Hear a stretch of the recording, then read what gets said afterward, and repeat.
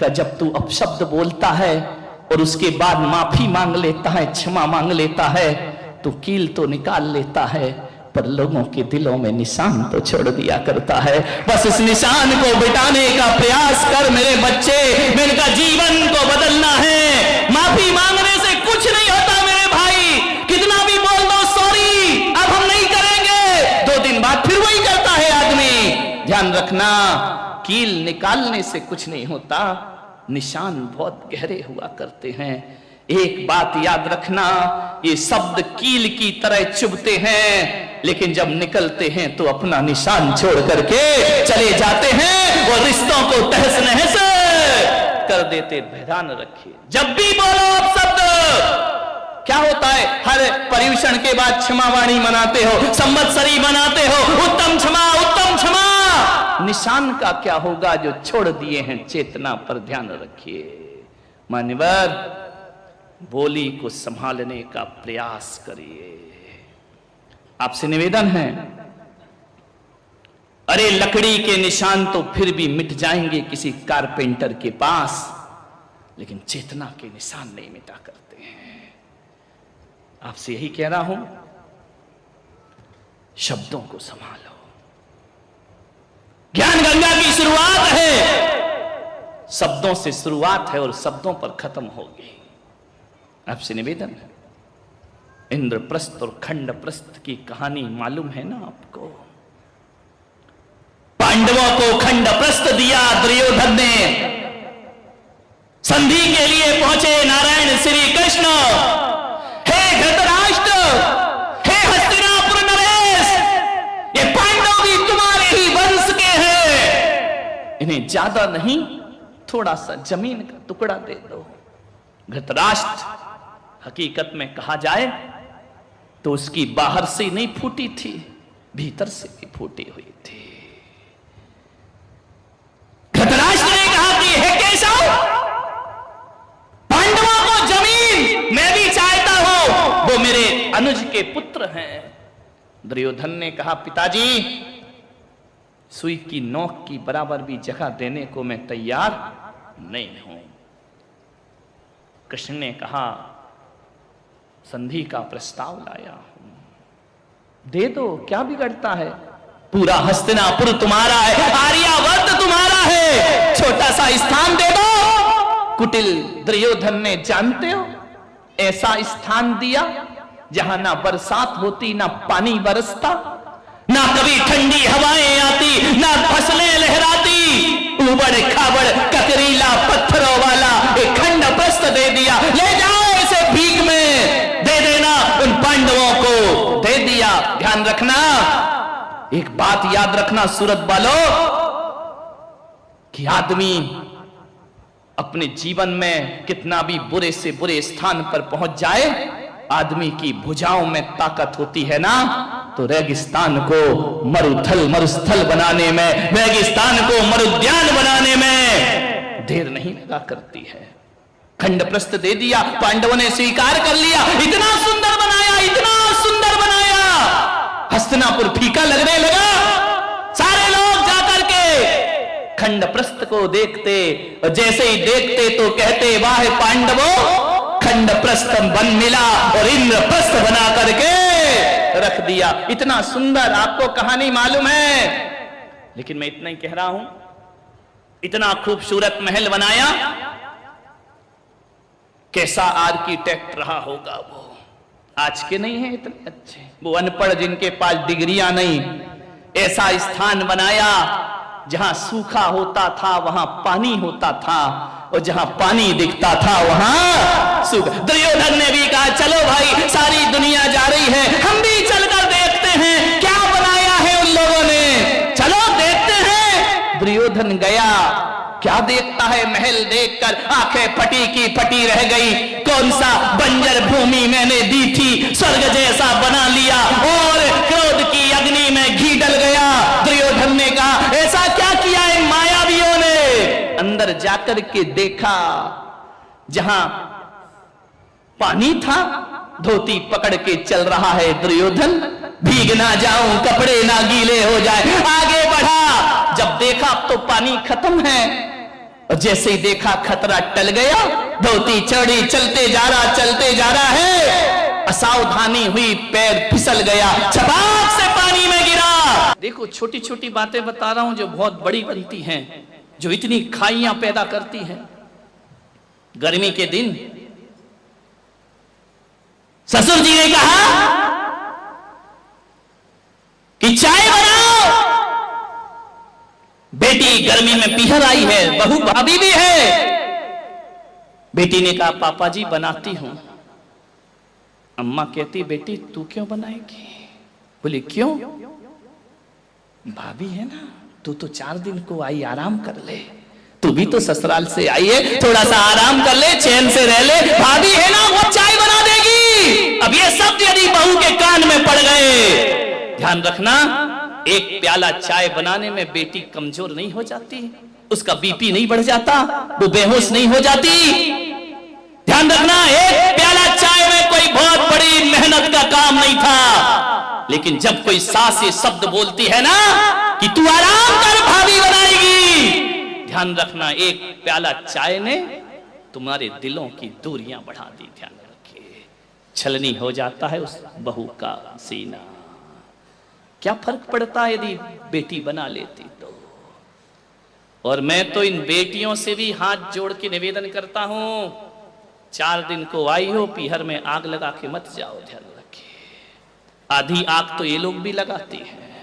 आ गई क्या रक्षाबंधन पे, मिठाई खाओगी और आग उगल के जाओगी। ध्यान रखना, इतनी समर्पण दिखाती है पीहर में आकर के अपने माँ बाप के लिए, पूरी बिछी जाती। मेरी मम्मी, मेरे पापा, मेरी मम्मी, मेरे पापा। भाभी तू ये नहीं करती है, भाभी तू सम्मान नहीं करती, भाभी तू इज्जत नहीं करती है। ये 4 शब्द, इतना प्रेम, गजब। ऐसा लगता है कि तुम्हारी मम्मी की शुभचिंतक केवल तुम ही हो। बेटा तो दुश्मन पैदा हुआ है, कंस पैदा हुआ है घर में। बेटे का कोई लगाव नहीं है, कोई अटैचमेंट नहीं है तुम्हारी मां से, सब कुछ तुम्हारा है। इतना भाई को व्यंग करोगी शादी के बाद, भाभी को व्यंग करोगी शादी के बाद, तू मम्मी का ख्याल नहीं रखता, तू पापा का ख्याल नहीं रखता है। इतनी बातें कर रही हो और ससुराल को नरक बना रखा है। ध्यान रखिए, इतनी ईमानदार होती तो तुम्हारी ससुराल भी स्वर्ग जैसी बन गई होती। जितना समर्पण माँ बाप को दिखाती हो ना 4 दिन में, उतना सास ससुर को दिखाओ, पलकों पे बैठोगी ससुराल में जाकर के। ध्यान रखिए, सोचना है, ससुराल नरक बना है, पीहर सुधारने की बातें करती है। प्लीज अपने पीहर में आग मत लगाइए। अधिकतर झगड़े तभी होते हैं जब ननंद घर में आती है। नंद गले का कौन बोला फंद। ध्यान रखिए, मान्यवर मत। अरे आपको तो धन्यवाद देना चाहिए अपनी भाभी को कि मुझे मेरे माँ बाप ने पाला पुसा कर बड़ा करके विदा कर दिया पराए घर में। मैं अपनी माँ का उतना ध्यान नहीं रख पाती। भाभी तू धन्य है कि बुढ़ापे में मेरी माँ का ध्यान रखती है।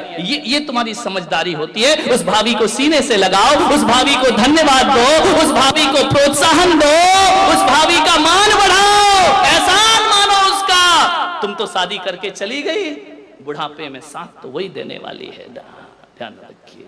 लेकिन तुम आके मम्मी के कान में कुछ डालती हो, भाभी के कान में कुछ और डालती। महाभारत खड़ी कर, जिस घर में बेटियां का इंटरफेयर होता है ना, उस घर में सुख कभी नहीं आ सकता है। ध्यान रखिए, इतना ज्यादा किसी की पर्सनल लाइफ पर डिस्टर्ब करने का प्रयास मत करिए।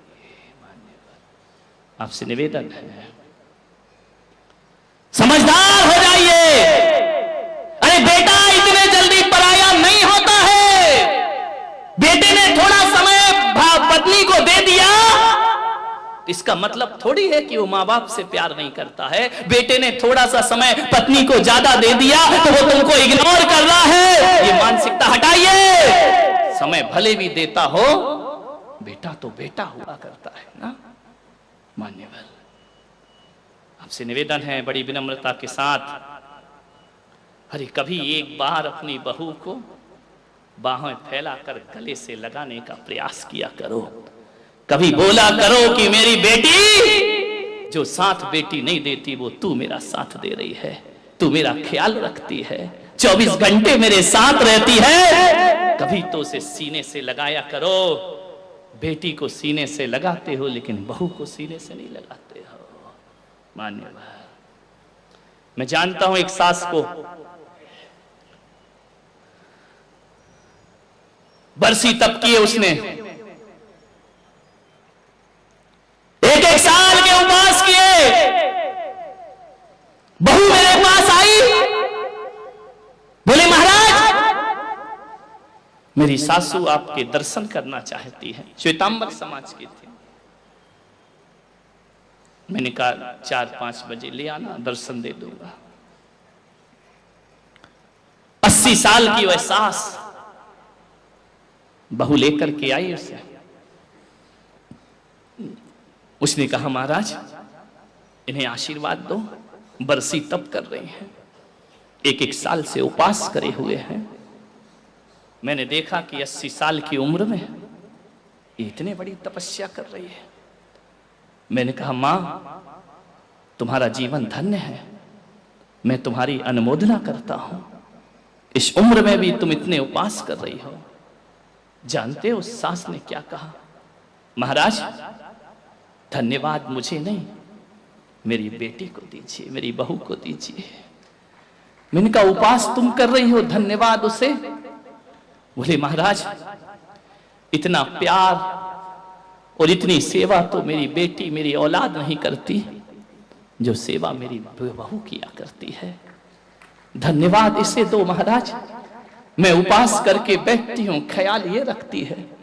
मैंने कहा कि महाराज के दर्शन करना है, इसने सब काम छोड़ करके मुझे आपके चरणों में लाई है। बेटी से कहती हूं तो जवाब दे देती है, बहू ने नहीं दिए। बहू ने नजरें झुकाई। महाराज ये अम्मा जी हैं, ये तो बोलती हैं, ये मेरी मां से भी बढ़कर मुझे प्यार किया करती हैं। सास ने कहा कि नहीं महाराज आप इसे आशीर्वाद दो। और मैं तो ये कहती हूं मेरी तपस्या का पुण्य भी मेरी बहू को लगना चाहिए। मैंने कहा इतना प्रभावित क्यों हो बहू से? बोले महाराज ये बहू नहीं है, देवी है इस घर की। एक सास के मुंह से ऐसे शब्द निकले, सोचो बहू का जीवन धन्य हो जाया करता है, उसके जीवन में सुख शांति का भंडार हो जाया करता है। सास ने कहा कि महाराज मैंने संकल्प लिया कि बरसी तप का उपवास करूंगी, और जब से मैंने 1 साल से व्रत कर रही हूं, ये बहू पीहर नहीं गई, नहीं जाती। वो पीहर से खबर आती है, भाई लेने आता है, पिताजी लेने आते हैं। मैं कहती हूं बेटा चली जा पीहर, माँ बाप से मिल ले। वो कहती मम्मी आज आपका उपवास है, मैं कैसे जा सकती हूं? और जब दूसरे दिन पारणा करती हूं ना, तो कहती है जहां मेरी मां पारणा कर रही है उसे छोड़ करके पीहर कैसे चली जाओ? ये जाती नहीं है, 1 साल से पीहर नहीं गई है, केवल इसलिए कि मैं बरसी तप करती हूं। महाराज असली तप मेरा नहीं, असली तप तो इस बहू का हुआ करता है, ध्यान रखिए।